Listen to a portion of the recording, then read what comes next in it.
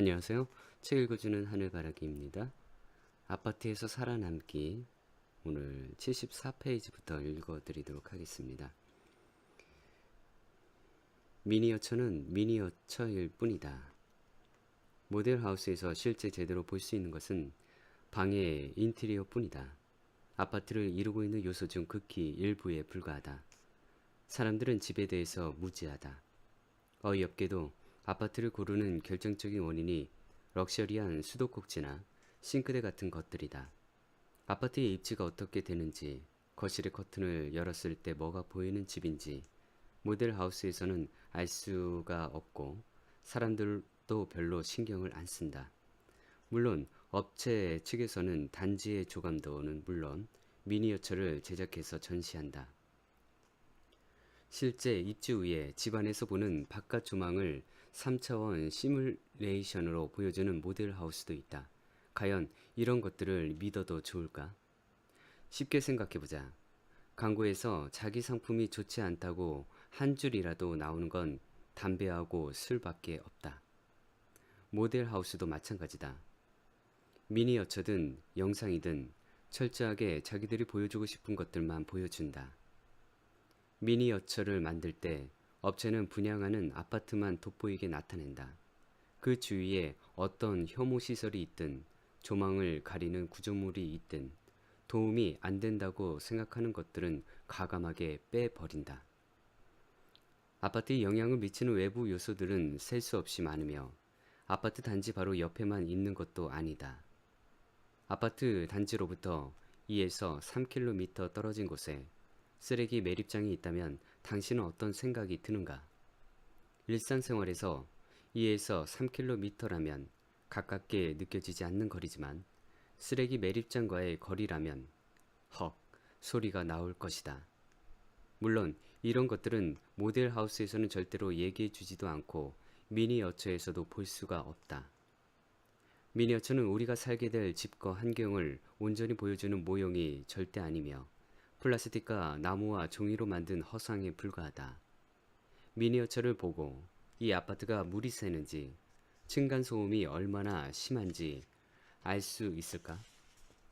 만들어질 주차장이 차를 넣고 빼는데 편리한지 아닌지 파악할 수 있을까?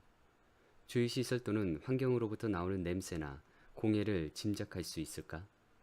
미니어처로 우리가 알 수 있는 것은 별로 없다. 그나마 별로 없는 정보라도 열심히 캐보면 좋으련만 이미 벽지와 가구에 체면이 걸려있는 사람들은 주의 깊게 관찰하지 않는다. 모델하우스의 직원들은 건설사 직원이 아닙니다. 소비자들이 상기된 얼굴로 모델하우스에 푹 빠져 있으면 직원들이 본격적으로 접근해 공략을 합니다. 이미 벽지와 가구에 맛이 가 있으니 체면이 걸린 꼴이죠. 당장이라도 이 아파트를 사고 싶은 마음이 솟아오릅니다. 마침 직원이 건네준 명함에는 아파트를 시공하는 건설사의 로고가 박혀 있죠. 이 명함을 받아들면 10중8구는 그가 건설사 직원이거나 적어도 건설사에서 파견 나온 직원일 것이라고 생각할 것입니다. 하지만 착각입니다. 명함을 자세히 들여다보면 한쪽에 분양대행사의 이름이 박혀 있을 것입니다.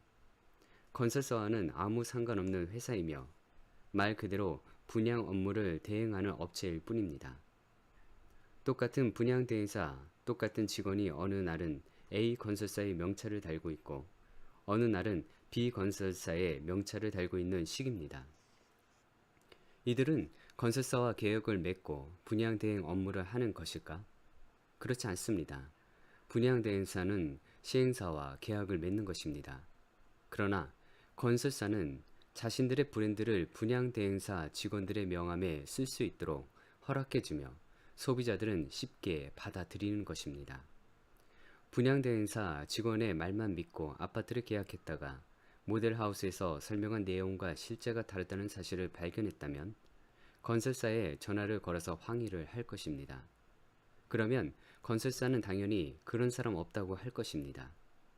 분양대행사 직원이 그렇게 과장을 했나 본데 우린 그렇게 하라고 지시한 적이 없습니다. 10중8구 이렇게 나올 것입니다. 분양 대행사? 그건 또 뭐야? 그럼 그 회사는 어디 있냐? 하고 물으면 없어졌다고 할 것입니다. 그 직원은 어디에 있습니까? 모델하우스에서 나한테 아파트 옆에 생태공원 들어선다고 설명한 사람은 누구입니까? 나도 모르고 건설사도 모릅니다. 그런데 소비자는 그 사람 설명을 듣고 아파트를 사게 되는 것입니다. 어이없는 일이지만 지금도 모델하우스에서는 이런 일이 벌어지고 있습니다. 모델하우스에서 어떤 설명을 들었는지 입증할 증거가 없습니다. 당신은 꼼짝없이 당하는 것이죠. 물론 그 분양대행사 직원은 회사 이름도 전화번호도 바꾸고 어디선가 누군가에게 명함을 내밀고 있을 것입니다. 이름만 대면 아는 건설사 로고가 큼직하게 박힌 그런 명함을 말이죠. 같은 모델하우스 직원들끼리도 말이 다른 경우가 있습니다. 나한테 설명해주는 사람이 누구냐에 따라서 얘기가 바뀌기도 하죠. 실체는 알 수 없지만 부장, 차장, 상무 같은 직책에 따라 또는 사람에 따라 설명이 다르고 분양 조건도 조금씩 다릅니다. 시행사가 분양대행사 직원들에게 어느 정도 재량권을 주기 때문이죠. 단순 안내 직원들은 아르바이트로 고용되지만 분양대행사 직원들은 수당제로 고용됩니다. 계약서에 도장을 받아야만 그에 따른 수당을 받을 수 있기 때문입니다. 시장에서 콩나물 값 깎듯이 아파트도 흥정을 잘하면 깎아주고 못하면 안 깎아줍니다. 이 대결은 대부분 대행사 직원들이 이깁니다. 이런 사실을 아는 사람이 거의 없고 혹시 운이 좋아서 특혜를 조금이라도 더 얻은 사람은 다른 사람들에게는 소문내지 않기 때문입니다. 체면 상태에서 직원들의 온갖 사탕발림에 흠뻑 젖어 모델하우스를 나서는 손에는 이것저것 한가득 들어있는 쇼핑백이 들려 있습니다. 그 안에는 화려한 카탈로그는 물론 선물도 담겨 있죠. 그러나 그 쇼핑백에는 당신이 아파트를 살 때 꼭 알아봐야 할 정보는 들어있지 않습니다. 인터넷 검색을 해보더라도 사실상 알아낼 수 있는 건 거의 없습니다. 대부분 계약하고 나서 얼마 지나고 나면 모델하우스에서 받았던 카탈로그도 다 버리게 됩니다. 속았다는 증거도 사라지는 것이죠.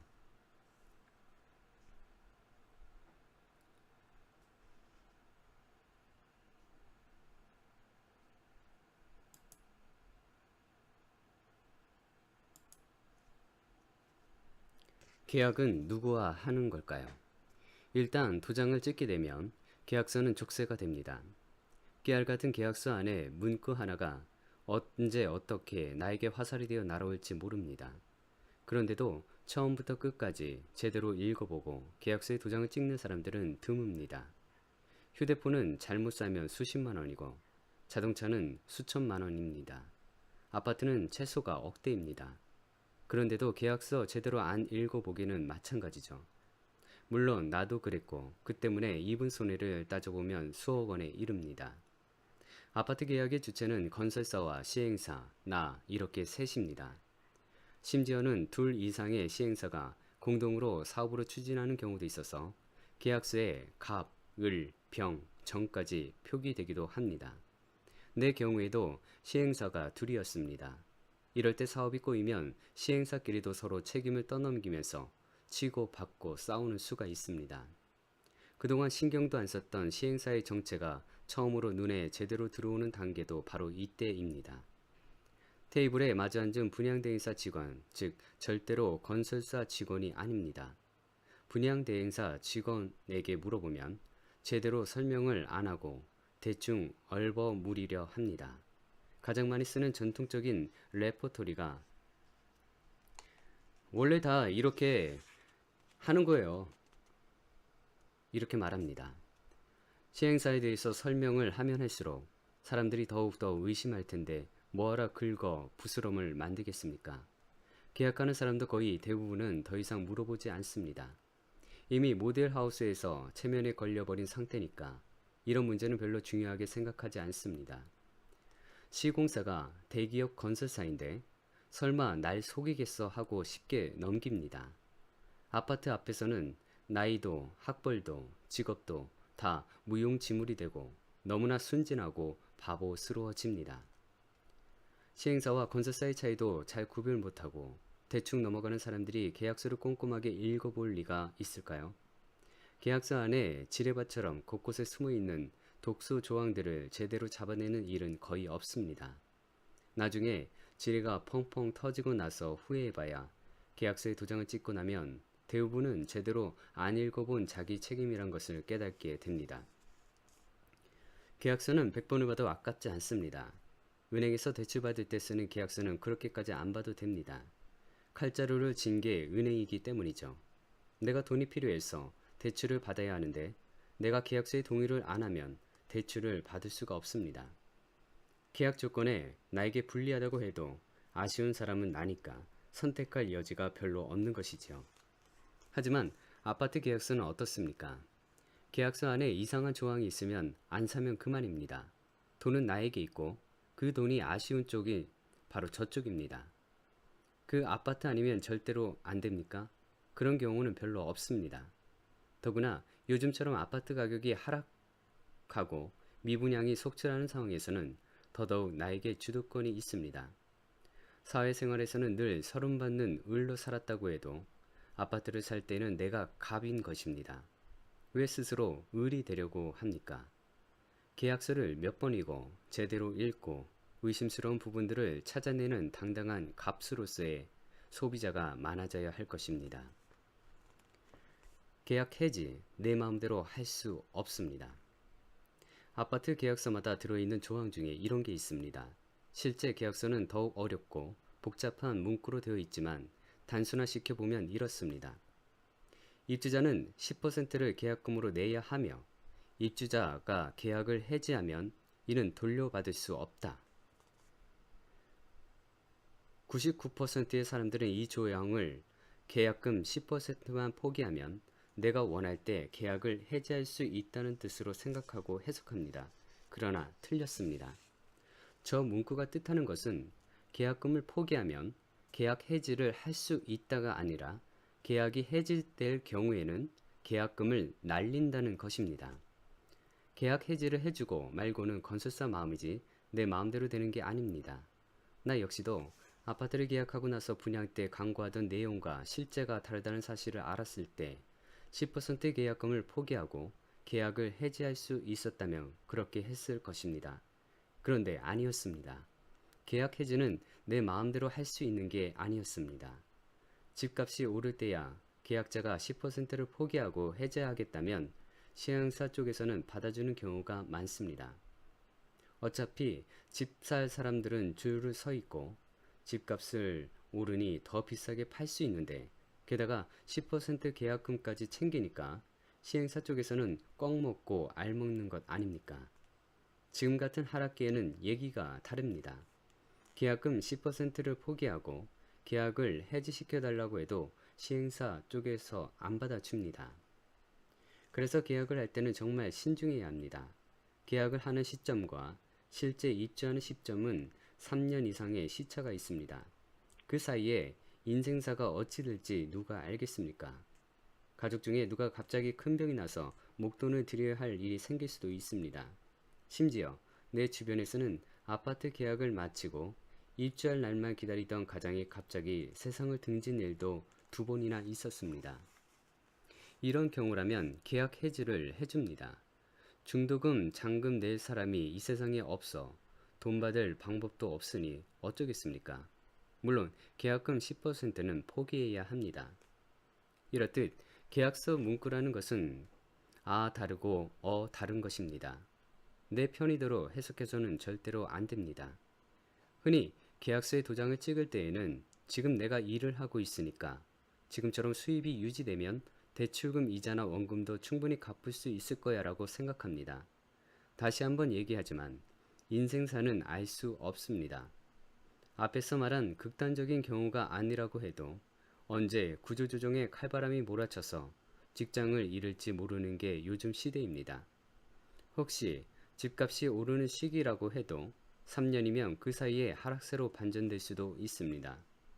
내 경우에도 살고 있던 아파트보다 좀 더 넓고 쾌적한 새 집을 원해서 집값이 오르는 시기에 분양을 받았지만 그 이후에 부동산이 하락세로 돌아섰습니다.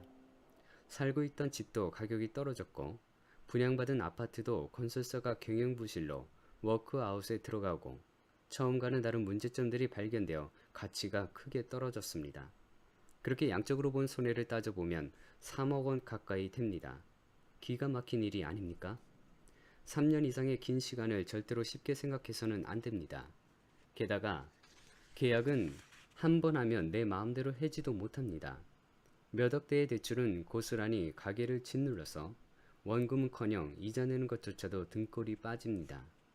내 집 마련의 꿈을 이루어줄 계약서가 반대로 집안을 풍비박산내는 칼날로 돌아올 수도 있다라는 사실입니다.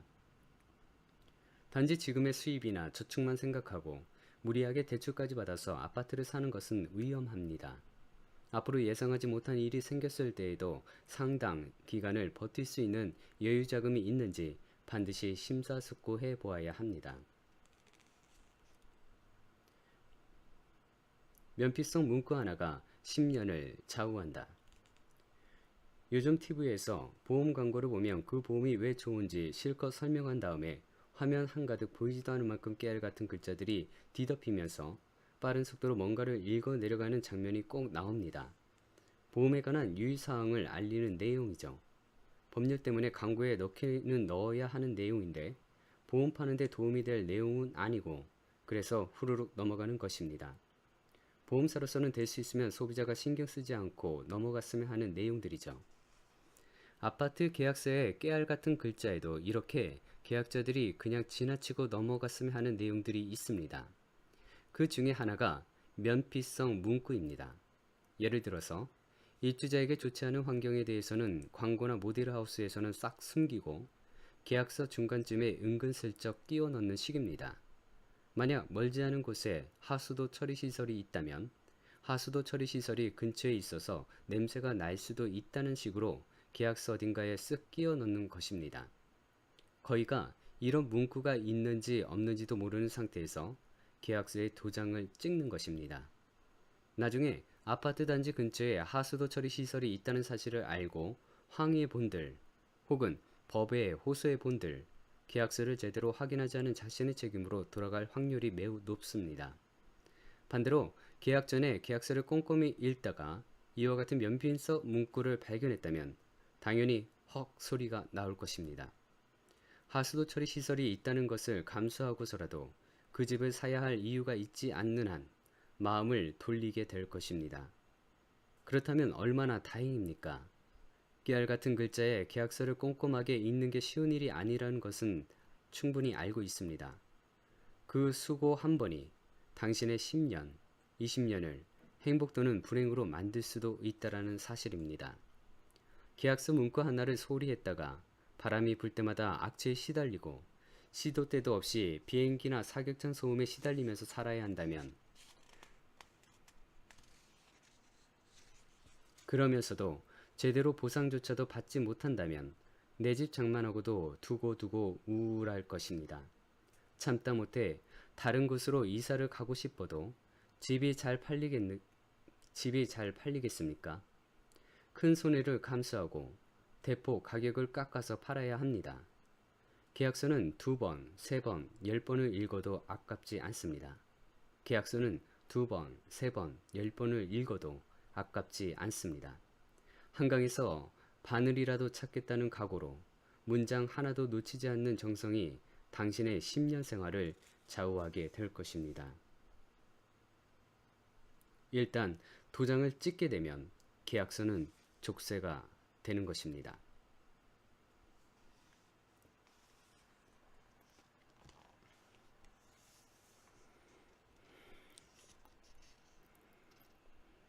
끝까지 들어주셔서 감사합니다. 다음엔 3파트 아파트 정글의 법칙, 아파트의 진실 속에 입주자 X가 있다 라는 주제로 읽어드리도록 하겠습니다. 오늘은 86페이지까지 읽어드렸네요. 남은 시간도 행복하세요. 감사합니다.